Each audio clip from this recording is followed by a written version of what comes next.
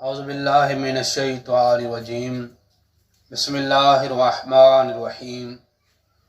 وبہ نستعین وہو خیر ناصر ومعین الحمد للہ والصلاۃ علی اہلہا اللہم صلی علی محمد وعلی محمد السلام علیکم ورحمۃ اللہ وبرکاتہ۔ سامعین محترم، آج کا ہمارا موضوع، کیا آپ جانتے ہیں کہ حضرت آدم علیہ السلام نے شیطان سے مقابلے کے لیے خدا سے کیا چیز مانگی؟ سامعین محترم، حضرت آدم علیہ السلام نے اللہ سبحانہ و تعالی سے ایسی کون سی چیز طلب کی جس سے شیطان کے شر سے محفوظ ہو سکیں، جس سے شیطان کا مقابلہ کیا جا سکے؟ سامعین محترم، ویسے تو حضرت آدم علیہ السلام اللہ کے پہلے نبی تھے۔ نبی ہو یا امام، شیطان نبی اور امام سے دور رہتا ہے۔ سامعین محترم، حضرت آدم علیہ السلام نے شیطان سے مقابلے کے لیے جو چیز خداوند متعال سے مانگی تھی وہ یہ تھی کہ انسان جب بھی گناہ کا ارادہ کرے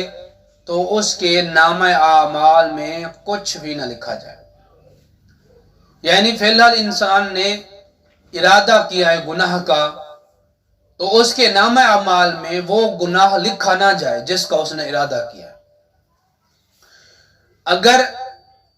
اس شخص نے، اس انسان نے گناہ انجام دے دیا تو صرف ایک ہی گناہ لکھا جائے گا، ایک ہی گناہ اس بندے کے نامہ اعمال میں لکھا جائے گا۔ سامعین محترم، اگر انسان نے کسی گناہ کو کرنے کا ارادہ کیا ہے، اگر اس نے ارادہ کیا ہے تو اس کے نامہ اعمال میں کوئی گناہ نہیں لکھا جائے گا جب تک وہ انسان گناہ کر لے گا۔ جیسے ہی گناہ کرے گا اس کے نامہ اعمال میں صرف ایک گناہ لکھا جائے گا۔ اور عزیزان محترم، بعض روایات کے مطابق اتنا بھی ملتا ہے کہ انسان گناہ کرتا ہے، گناہ کرنے کے بعد 3 گھنٹے 2 گھنٹے یا 7 گھنٹے تک اللہ فرشتوں کو حکم دیتا ہے کہ اس بندے کے گناہ کو نہ لکھا جائے، شاید یہ بندہ گناہ کرنے کے بعد اپنے اس گناہ پر نادم ہو جائے، پشیمان ہو جائے اور توبہ کر لے۔ اور جب بندہ نیکی کا ارادہ کرتا ہے تو ایک نیکی اس کے نامہ اعمال میں لکھ دی جاتی ہے، اور جب نیکی انجام دے دیتا ہے تو اس کے نامہ اعمال میں 10 نیکیاں لکھی جاتی ہیں۔ عزیزان محترم، اللہ سبحانہ و تعالی کی طرف سے امت محمد پر، اولاد آدم پر، اس انسانیت پر سب سے بڑا احسان یہ ہے کہ اللہ نے یہ احسان فرمایا کہ اگر انسان گناہ کا صرف ارادہ کرتا ہے تو اس کے نامہ اعمال میں گناہ لکھا نہیں جاتا، اور جب تک وہ اس گناہ میں مرتکب نہیں ہو جاتا، جیسا ہی وہ گناہ انجام دیتا ہے تو اس کے نامہ اعمال میں صرف ایک گناہ لکھا جاتا ہے۔ بعض روایات کے مطابق کچھ دیر، کچھ لحظہ، کچھ گھنٹے انتظار کرتے ہیں فرشتے کہ شاید یہ واپس اپنے رحمان کی طرف پلٹ آئے اور توبہ کر لے، اس کا گناہ نہیں لکھتے۔ جب تک انسان توبہ نہیں کرتا، یا وہ لحظہ یا وہ دیر یا وہ جو جتنے گھنٹے ہوتے ہیں وہ گزر جاتے ہیں، انسان توبہ نہیں کرتا، پھر وہ فرشتے اس بندے کا وہ ایک گناہ اس کے نامہ اعمال میں لکھ دیتے ہیں۔ اور دوسرا یہ کہ اگر انسان نیکی کا ارادہ کرتا ہے تو اس کے نامہ اعمال میں ایک نیکی لکھ دی جاتی ہے۔ اگر وہ انسان نیکی کو انجام دے دیتا ہے تو اس کے نامہ اعمال میں 10 نیکیاں لکھی جاتی ہیں۔ مثلا جیسے ہم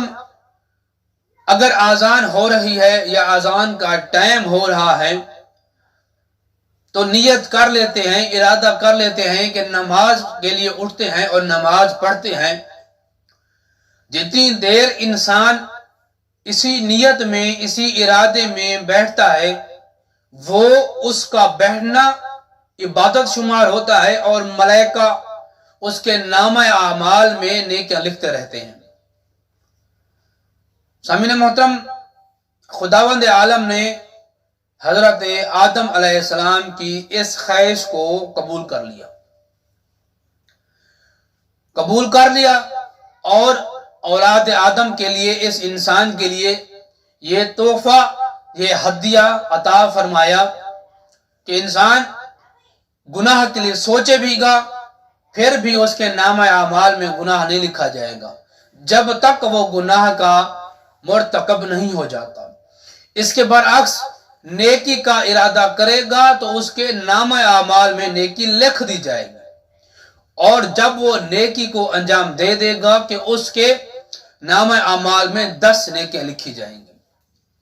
سامعین محترم، دعا ہے اللہ آل محمد کے صدقے ہمیں صحیح معنوں میں سچی توبہ کرنے کی توفیق عطا فرمائے، اور دعا ہے اللہ آل محمد کے صدقے ہمیں صحیح معنوں میں دین کے ساتھ مخلص ہونے کی توفیق عطا فرمائے، ہمارے اور ہمارے والدین کے صغیرہ کبیرہ گناہ معاف فرمائے۔ جتنے بھی مومن و مومنات اس جہان فانی سے کوچ کر گئے ہیں، مالک ان کو کروٹ کرو جنت نصیب فرمائے۔ جن کے لیے کوئی دعا کرنے والا نہیں ہے، فاتحہ پڑھنے والا نہیں ہے، اللہ آل محمد کے صدقے انہیں جنت الفردوس میں جگہ عطا فرمائے، کروٹ کرو جنت نصیب فرمائے۔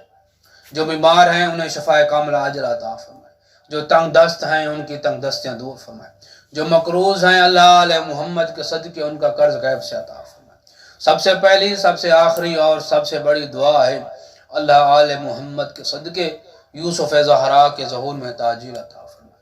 اللہم صلی علی محمد و آل محمد وعجل فرجہ آل محمد۔